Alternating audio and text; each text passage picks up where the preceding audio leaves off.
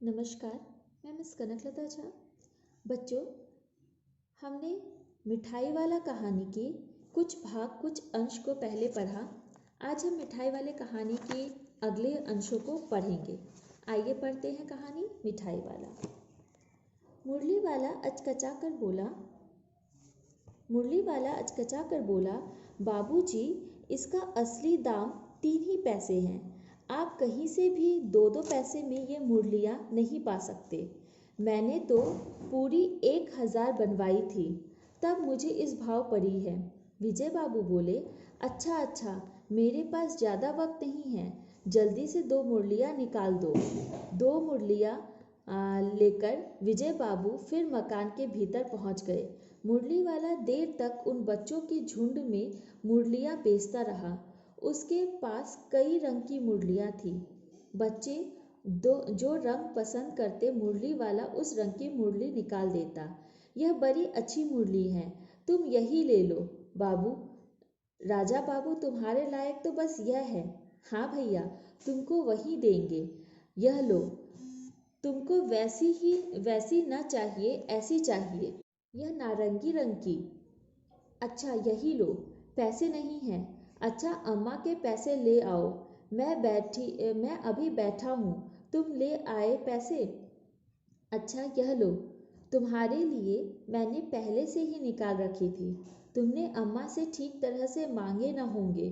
तुम्हारी माँ के पास पैसे नहीं हैं। अच्छा, तुम भी यह लो। अच्छा, तो अब मैं चलता हूँ। इस तरह मुरली वाला फिर आगे बढ़ गया। आज अपने मकान में बैठी हुई रोहिणी मुरली वाले की सारी बातें सुनती रही। आज भी उसने अनुभव किया, बच्चों के साथ इतने प्यार से बातें करने वाला फेरी वाला पहले कभी नहीं आया। फिर वह सौदा भी कैसे सस्ता बेचता है और आदमी कैसा भला जान पड़ता है। समय की बात है तो बेचारा इस तरह मारा मारा फिरता है। पेट जो ना कराए सो थोड़ा। 8 मास बाद सर्दी के दिन थे। रोहिणी स्नान करने अपने मकान की छत पर बाल सुखा रही थी। उसी समय नीचे की गली में सुनाई पड़ा बच्चों को बहलाने वाला मिठाई वाला। मिठाई वाले का यह स्वर परिचित था। झट से रोहिणी नीचे उतर आई। वृद्ध दादी से बोली, जरा उसे बुलाइए ना, बच्चों के लिए मिठाई ले लूं। दादी उठकर बाहर आकर बोली, ए मिठाई वाला, इधर आना। मिठाई वाला निकट आ गया। बोला, माँ, कितनी मिठाई दूँ? नई तरह की मिठाइयाँ हैं, रंग बिरंगी, कुछ कुछ खट्टी, कुछ कुछ मीठी और जायकेदार। इन गुणों के अतिरिक्त ये खांसी को भी दूर करती है। कितनी दूर? पैसे की 16 देता हूँ। दादी बोली, 16 तो बहुत कम होती है बच्चा, 25 तो देते। मिठाई वाला बोला, नहीं दादी, अधिक नहीं दे सकता, इतनी तो कैसे देता हूँ वह अब मैं आपको क्या। खैर, मैं अधिक तो ना दे सकूँगा। रोहिणी दादी के पास ही खड़ी थी। बोली, दादी, फिर भी काफ़ी सस्ती दे रहा है, 4 पैसे की ले लो, ये रहे पैसे। मिठाई वाला मिठाई गिनने लगा। रोहिणी ने पूछा, भैया, तुम पहले भी यहाँ आते हो रहे हो ना? हाँ, कई बार आ चुका हूँ, उसने कहा। रोहिणी का अनुमान ठीक निकला।